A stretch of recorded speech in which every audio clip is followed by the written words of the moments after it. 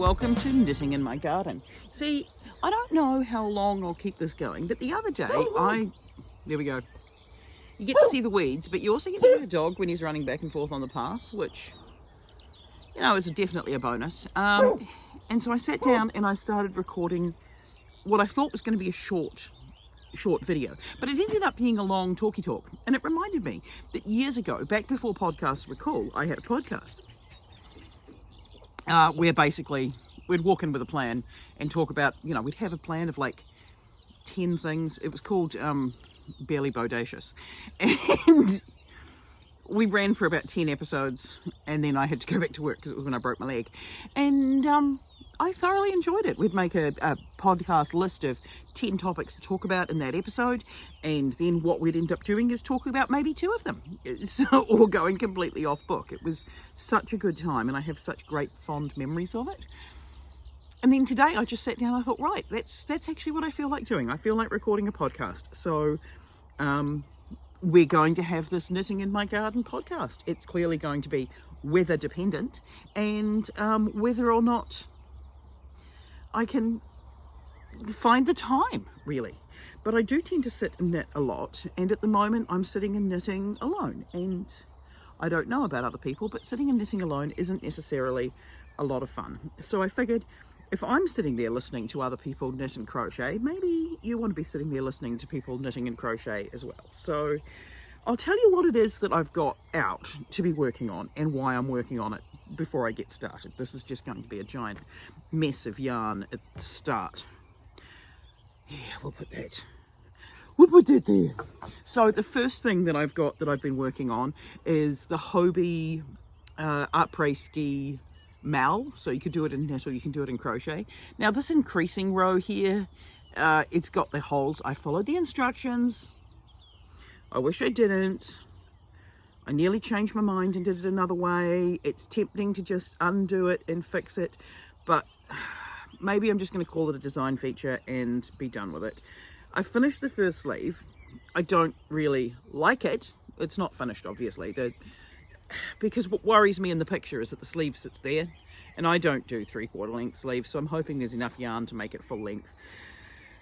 But we'll see how we go. So that's the first part of part 5, and I've only got the cuff of the other one up ready to go, so I need to work on that. The other thing that I've been working on that I've brought out to carry on working with, I just started last night, and look at the magnificent progress I've made. This is the Joy Make Club, which it's a New Zealand small business, and I found them on Instagram, I think. But gorgeous knits. I'm basically making this. I say basically because I know full well I want to change it, because I really want to have like a big wide cable going up the sleeve along with the stripes. So that's the plan there. I have just messaged you to see if I can get some more yarn, because I feel like I'm going to run out of yarn from the pack that I ordered. This is 2 balls, and it's got one more bit to go, and that's where I'm going to go off pattern and add a little bit more shoulder shaping, because I would love to wear it. It's such a thick, bulky thing. Anyway, I thought I'll get started working on stuff. So what I'm pushing towards at the moment, because we're in school holidays, and those of you who know, I teach full-time. And in just a short week or so, what we're going to be going into is well, we go back to school, but what I'm planning for is I have to get my entry form into the what's it called, it's an AMP show. So if you don't know what an AMP show is, it's the Agricultural and Pastoral Show, and there's a whole stack of sections for knitting and crochet. My plan is to see how many of the sections I can enter, but in order to do that I need to finish a whole stack of knits. And one of the reasons of buying this one, other than I saw it and thought that's adorable, is I need to do a chunky knit. And I literally went through all of my yarn stash, no chunky. So 1, 2, 3, 4, and make 1. 1, 2, 3, 4, and make 1. Right, I'm just making sure that I get the increase right, because at this point on the cuff, it goes from being flat to knitted round. Yeah. So I'm planning on entering the AMP show, and I'd like to enter all, it's about 16 different knitting and crochet categories. Do I have everything set, ready to do this? No, I don't, because I feel like I could technically enter things that I've finished and worn, but I don't really want to do that. Yeah, so how's that one there gone? I feel like the first row is just a straight knit. Yeah, it must be. The reason why I'm doing this rather than actually checking the pattern is I printed out the pattern and I've lost it. And so because I've printed out the pattern and I've lost it, what I'm doing is, okay, so it's an increase on the 4th. So it's 3 and then increase. So I've been looking at it on my phone, but I'm using my phone to film because I can see myself. And then when I look up to look you in the eye, I can see the green light. My phone carrier would like me to upgrade to the next iPhone up. It's tempting to do that, mainly because this one here, I usually get the Pro, and this time I didn't. I just got the regular one, and I have not got used to the small screen. I thought that I would, because the first time I went up to the Pro, I complained that the screen was too large for my tiny, tiny thumbs, and I should never have done that. I was wrong, because I definitely should have done that. Yeah. This pattern here, I have been in love with it and out of love with it so often in the process of making it. I didn't like the mixture of reds and pinks on the back, and then I grew to love that. This one, I'm struggling so much with the concept that we're starting the cuff in flat and then we're going into the round after the rib. I would rather just either do the whole thing flat or the whole thing in the round. And I'm not really a big fan of the double stranding. I have to be honest there. I'm not enjoying the double stranding of the yarn, particularly when one of the strands really likes to tie itself up in knots. It's the knot mohair, but it's mohair adjacent, for lack of a better description. So I'm not enjoying the double stranding. I'm not a fan of double stranding in general, and I feel like I'm constantly having to mentally make changes to my thought pattern just to go along with the pattern. Yeah, I mean, there's a lot of things that I've done that are new on this. Mostly nothing that I've gone, okay, I'm actually really impressed with how that looks. I changed the blocks on the front because I didn't want to be, pulling the jumper right across my middle. When you're a larger person, as I'm a larger person, you don't really want to be dealing with that. And I do vaguely remember from reading the pattern, I think I have to also do another increase on the last stitch and then join into the round. Yeah, I changed this around because you're supposed to use the long tail cast on. I don't like a long tail cast on. I'm so picky. And because I don't like a long tail cast on, I did my cable cast on because I like the way a cable cast on looks. But with the long tail cast on, you meant to use that side, but I didn't want to use that side because I prefer the look of that side. So fortunately, that was the point where you went from the round to, from knitting in the flat to knitting in the round. So there's that. Now I've got to join it in the round, and I don't like it. I don't. I know it'll be fine. It was fine on the other one.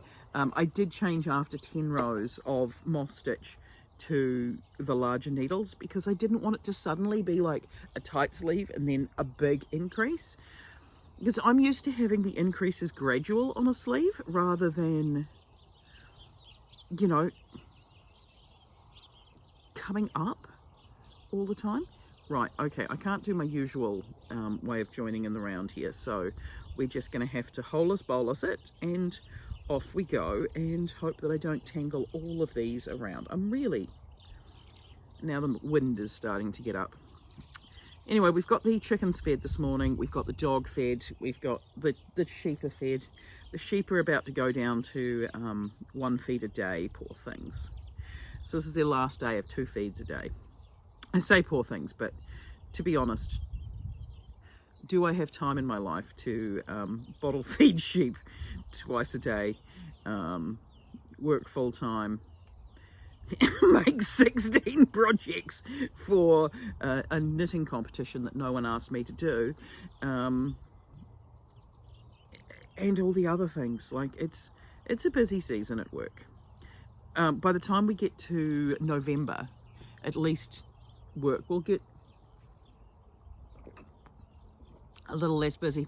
I say that, but at the same time, yeah. Will it? You may be noticing these clouds in behind us. The weather forecast has been all over the place. We've had forecast rain, forecast no rain ever again. We've had high winds. We've had, yeah, it's just been a little bit crazy. So far I got my tomatoes in, and I got them in early. They seem to have mostly survived. I have ordered some more tomato seedlings. One of the things that I don't have living here is a greenhouse.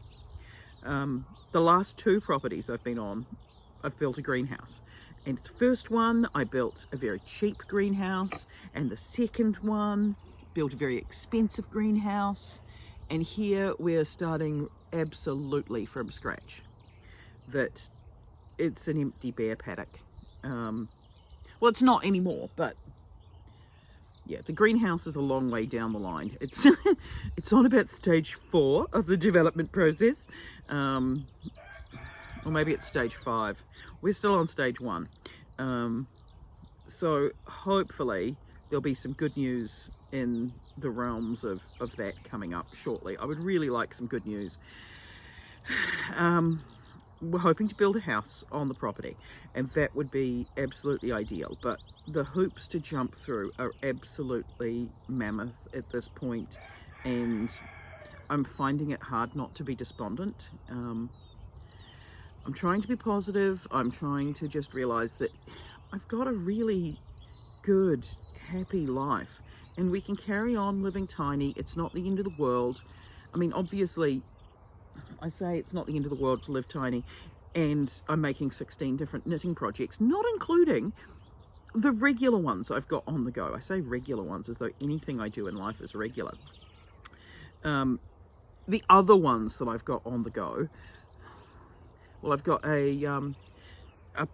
2 pattern updates that are from really old patterns that have both been requested for updates, and one of them, that's fine because I don't want to re-release it until it's spring in the US, because most of you are American, and then like a strange collection of countries come in at 3rd, 4th, 5th.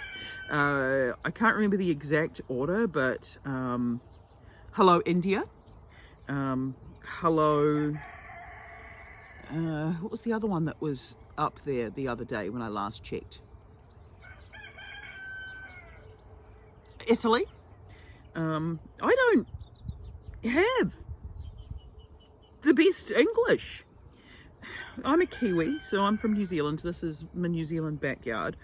I'd like to say this is a typical New Zealand backyard. It's really not. It's really not a typical New Zealand backyard. It's beautiful and I love it, and I don't want to go back to living in a town, but I know this is so far beyond typical, and then I'm really lucky. We have 4 roosters. Yeah. We used to have 5. One of them was a bully, so we now have 4. The roosters, Lancelot, Razor, Cloud, and Bertram. Can I tell you which one's which by their crows? Sometimes. I can tell Bertram anyway. He's the one who doesn't sound like the others, or as much like the others. That's Bertram. It sounds always like he's straining. I have 2 sheep. If you haven't seen my sheep, my Everything I Knit in the Month of September video has got boots and mittens at the end of them. Now, boots and mittens were a gift to me from the in-laws on my birthday, and I've been very excited about boots and mittens. The plan with boots and mittens, if I say it in a menacing way, is to slowly return them piece by piece to their previous owners. But what I mean is, when it comes time for shearing season, I do have a spinning wheel. I'm not very good at spinning, but I do have a spinning wheel. The plan is shear the fleece. Do I shear it myself? I'm too scared. I don't want to hurt my sheep. Probably let the father-in-law shear the sheep. Then get the wool washed, carded, and potentially spin their own yarn. Although you only get lamb's wool from them once, so I'm really tempted just to pay the money and get somebody else to spin it, and then knit up some socks and gloves and hats out of their fleece and give them back to the couple who gave me boots and mittens in the first place. Yeah, because lamb's wool's really soft. When you're giving them a pet and you're starting to go, ooh, you'd make a nice jumper, that's a worry. Yeah. But they're floating around. You might hear them. They're not likely to be too bossy right now because they have just been fed. I haven't been fed, but that's okay. My plan is to just keep doing moss stitch until I'm really bored with doing moss stitch, which could be any second now. Just tangling. I'm not a fan. Okay, well, I like the way moss stitch looks, but I don't like the way moss stitch looks on this cuff. I feel like the proportions of this cuff are not quite right. I wish the purple was longer. It's fine, but I wish the purple was longer. And I feel like there's a little too much heft in the orange in that section. I mean, it'll be fine. It's not the end of the world, you know. It's just not. But this is what you do when you jump in with a mystery make-along. Now, what are my plans coming up? Because I know that that's one of the things that I talk about a lot, but I don't necessarily talk about in a lot of details. We're in the middle of Socktober, so I'm doing the 15 minutes a day sock knitting challenge. I did it in April and it churned out a lovely pair of socks, but this time I'm doing a pattern on the sock, and it's a Halloween yarn that I picked up from Hobie about 1,000 years ago, long before I moved here. So I don't know if the yarn's still available on their website. I've also got a whole stack of videos of sock making projects that need editing, because I've been trying to find the time to film and to edit and do all of that stuff. But it's hard to find the time, and I do have to prioritize the parts of my life that are financially responsible. And most of the time, my knitting is not too financially responsible. I do not need yarn.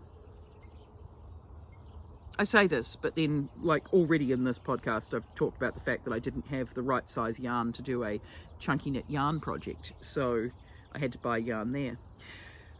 What I am going to have to do is do one of those challenge videos where yarn in versus yarn out. How much yarn do I use in a month versus how much yarn do I buy in a month? I did a no-buy yarn year, which lasted a handful of months, my no-buy yarn year, which was a great idea, by the way, fantastic idea, because at least it meant that every time I did buy yarn, I was feeling guilty about it.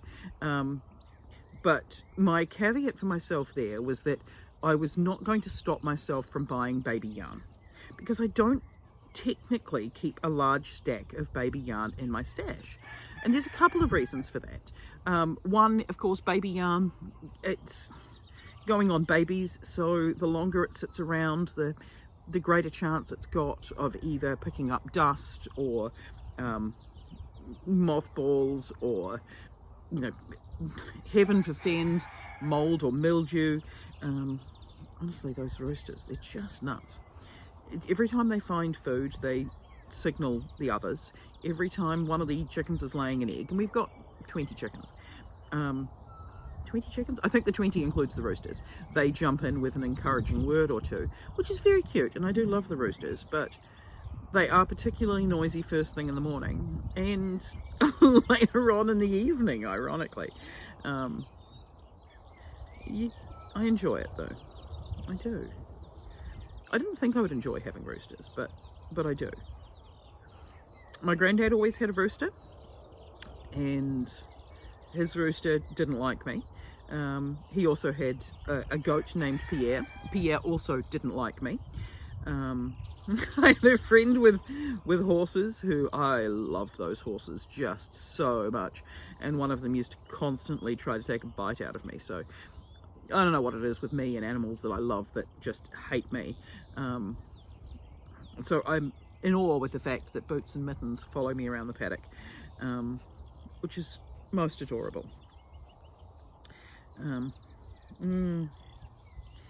Right, this moss stitch is getting very boring very quickly. It's also a lot chillier outside than I thought it was going to be. I was going to put sleeves on, but then I didn't because it was warm. Oh, what am I doing? What am I doing? I'm still too far. I'm too close to joining this in the round to be trying to knit this without having bits of the cable pulled through. Yeah, so what I did on the first sleeve was that instead of changing from the 4.5mm needles to the 5.5mm needles at the end of the orange section, I just did 10 rows of the orange first, and then I changed needles, which honestly, the change of needles and making this a bit wider, such a game changer. I mean, I do have smaller circulars, so I could just move these onto smaller circulars, but nobody wants to use the particular, well, I don't want to use a really short cable. I also don't like using a really long cable, to be honest. This is the size cable I like. This one, which is this is the old purple one from Zing or Knit Pro or Knit Pro Symphony, whichever one it is. This one's the new color, which is the lime green one. It's the one I use for hats the most.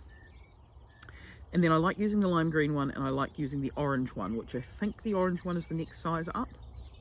I'm not entirely sure. It might be 40 centimeters and then 60 centimeters, maybe? You'd think I'd look, but I don't. What else have I got on the agenda?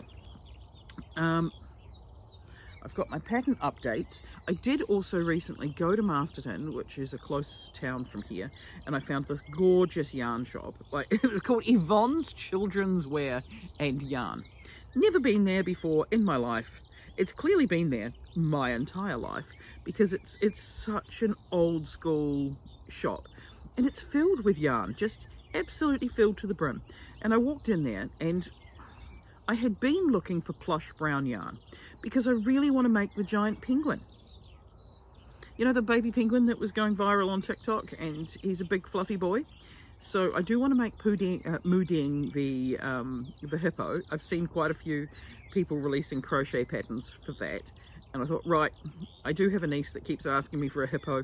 That's quite hilarious. So Mooding is on the list. And I really want to write a pattern for a penguin chick. And I needed the brown fluffy yarn because this king penguin in Australia, he's a big brown fluffy boy. And I know from when I was knitting the desert socks, which that pattern's coming up, or I don't know when this video is going to be released.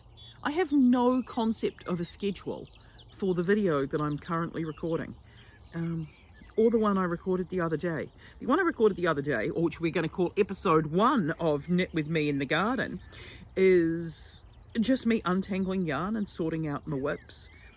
There may yet be another episode of sitting down and knitting through some whips and finishing them off, because I've got so many, and so many of them are just so close to done.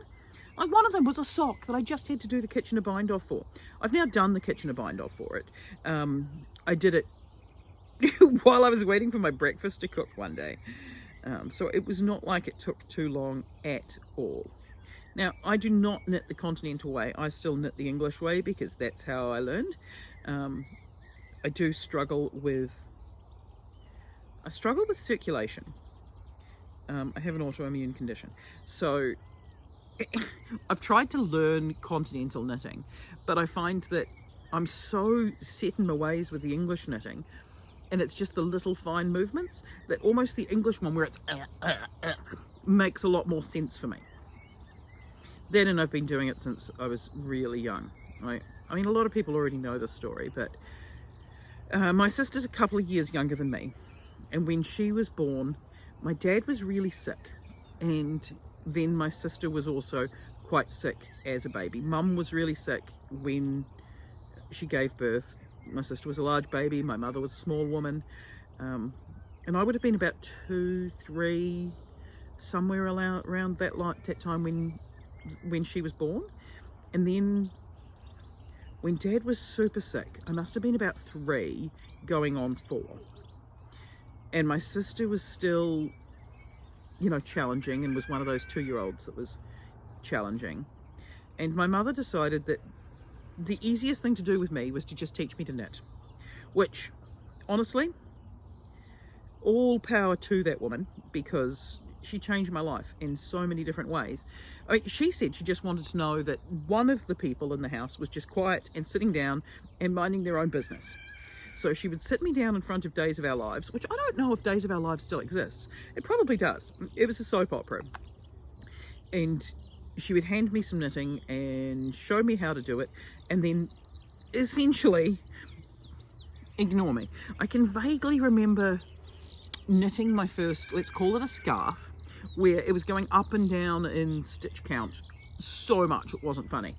But she didn't really have time to deal with it, so she'd just sort of either fix it occasionally or tell me to fix it myself, and that's how it went. I can remember as a kid that it was one of those things that a reward for me was a ball of yarn. So there was always like a remnant bin at the local shop, and the remnant bin used to have, you know, the odd balls of yarn where somebody's bought everything else, and these are the last of the colorway, thrown in a box and discounted. So I would get very excited about getting a new ball of yarn rather than having to scavenge through Mum's stash. And seeing Mum's stash now, because I inherited Mum's stash when she died, it's one plastic box. One. I don't even have that little yarn inside my tiny house. That's the whole thing. Like, I've got more than that inside, and I refer to her stash as a stash. It's not a stash. It's a sensible sized container of yarn. So getting any yarn was very exciting. I started pattern writing early on. I think my grandmother gave me a pattern for a teddy bear, and I made the pattern for the teddy bear when I was very young, and she stitched his eyes on, I think, which was great. But I don't think the pattern was complete. I feel like it may have been a page of the pattern and there were no instructions for like the ears or the arms or something. Either way, I made the pattern, and then I think I made a lion. And then I made all my cousins an animal based on the pattern, and I didn't realize that all the time I was changing things and adapting it, that I was really pattern designing from an early age. I am bored with this one, just absolutely bored. What I have been doing with this stupid yarn to try and keep it less tangled, and I say less tangled because I feel like I'm never going to win this, is that at least there's a large hole in the middle of the fake mohair. So I just shove it in the middle. Oh, I shove the other one in the middle of the mohair and then just wrap it around. So I've done that much of the sleeve. It's not the greatest, but that's done. And now I might move on to this wee bad boy, this massive bad boy. What I'm hoping to do here is that this is the last stripe of the back. So as far as I can ascertain, this is sitting about here. I would like it to be longer than this. I've sent the designer a message, but at this length, it's fine. It's just, I would like it to be longer. I could block it to be longer, but I'm not going to, because look at how beautiful those stitches are. And I'm worried about getting this wool wet and having it pill. I'm not sure whether or not I should be knitting it outside. So at this point, what I think I'm going to do is, it's supposed to be knit 8 rows and then cast off. But I don't want to do that. I would like to have some neck area in the back. I also think I would like a bit more neck area than is in the pattern, because the front is basically just the same as the back, only with a few less stitches. So I'm going to adapt that as well.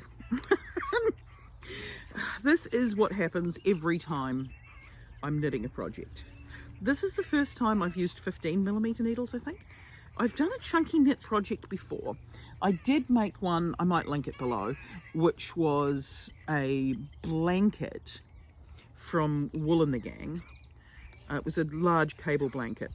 I mean, it's gorgeous, and it's sitting around somewhere in long-term storage. But I worry about it pilling. I worry about it getting filled with dog hair, and now I've got a cat, so I'm worried about the cat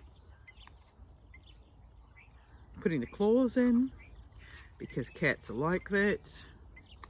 I'm also really concerned with this pattern that I don't have enough yarn. I did order the extra ball that you can get with the kit. I'll link her down below. There's not a, it's not an affiliate link or anything like that. It's just, I just think it's a really cute business, and her products are really cool and funky. So I just thought I'd support her. And it's New Zealand merino wool. Like, this wool here is gorgeous. It's the Joy Mate Club. And this is a chunky funky 100% New Zealand merino wool. So it fits with my idea of trying to knit sustainably and locally, all of that stuff. I'm not particularly good at knitting sustainably and locally. I do tend to still buy balls of acrylic, particularly for when I'm doing pattern design concepts, because I don't like wasting good yarn on concepts. I do know you can undo yarn, but I don't like undoing stuff. I really like having a little bag of bits in development. But yeah. The other things I've got on the go, Bling Bling Yarns, which you may have seen on my channel. I'll link the ghost below. They sent me some yarns a while back, and I made the Pac-Man ghost pattern that glows in the dark. And they're sending me some more so that I can do some Halloween patterns. And what my thought was initially, this is a terrible idea. They have a glow-in-the-dark black yarn. So already you can sense the trepidation in everything I've just said. Black yarn, what a terrible nightmare. But I was thinking, knit a black hat.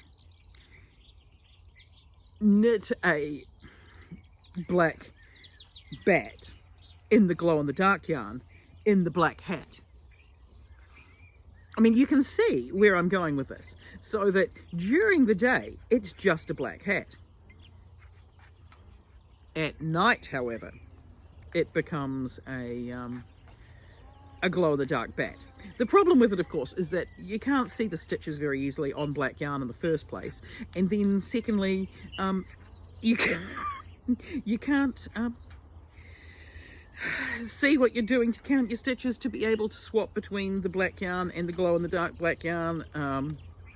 Yeah, so that was where my first idea came from, and I'm working on a few things there. I was working on a design submission for a knitting magazine.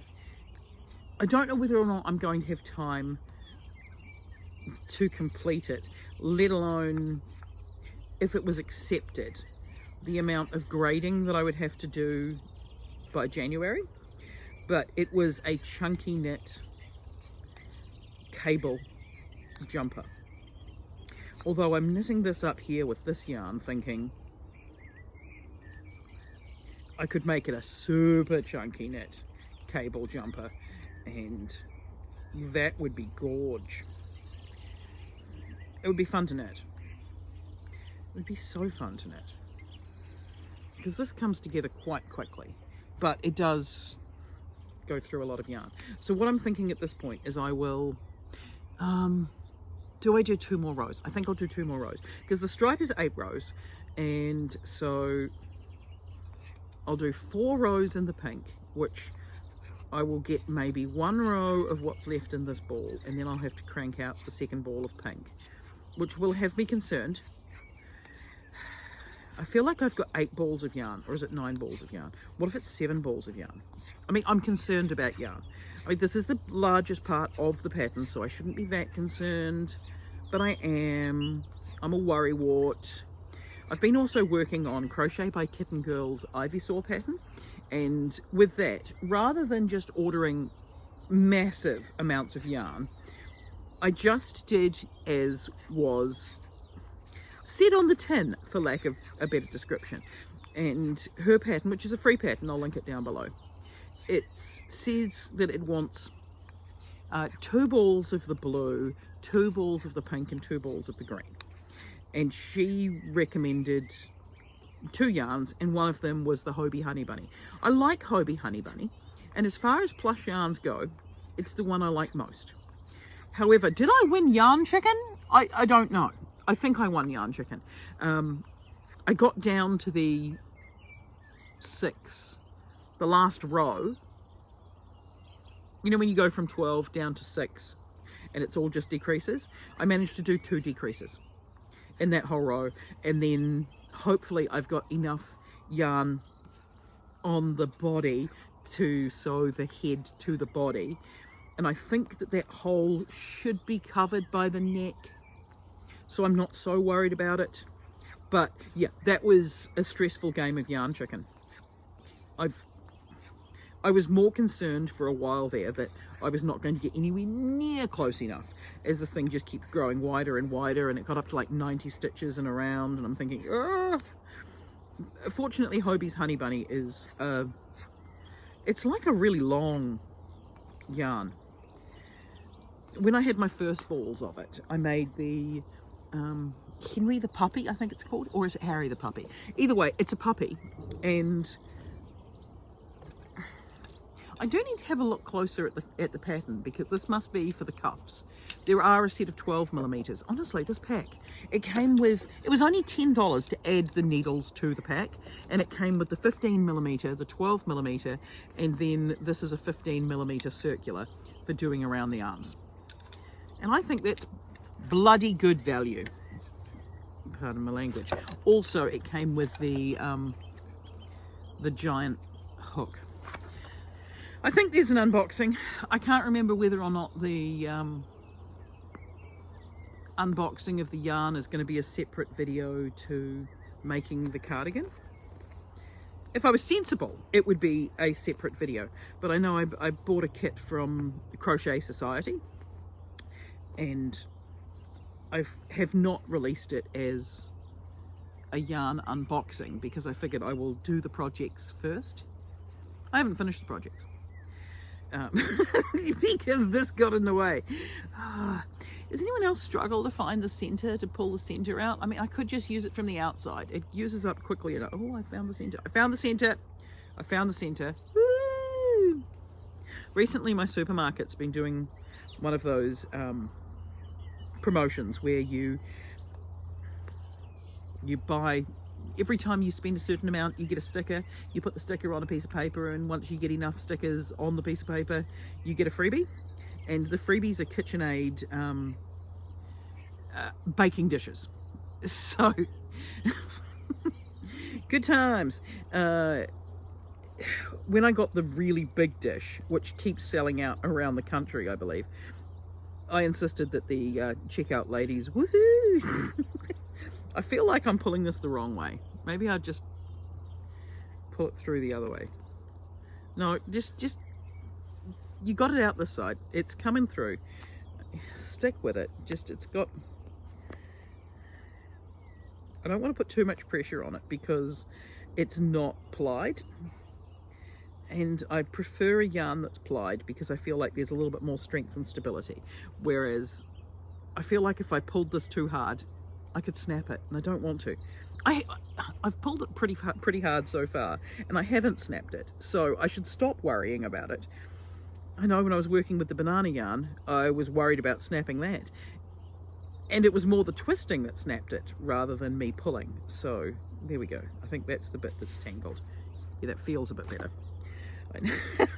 I now have all this yarn buff. Good. And now I'm pulling on the wrong end. Ah! I'm not good with big needles. I'm really not. I think I'm cool. I'm not cool. No, I don't think I'm cool. I don't think I've ever been cool. Right, let's pick up these stitches and see if we can fix them up. Do we want to fix them up the cheats way, or do we want to fix them up properly? We're clearly going to fix them up the cheats way, aren't we? Which means I'm probably going to be getting them the wrong way around. No, that's the right way around. Okay, so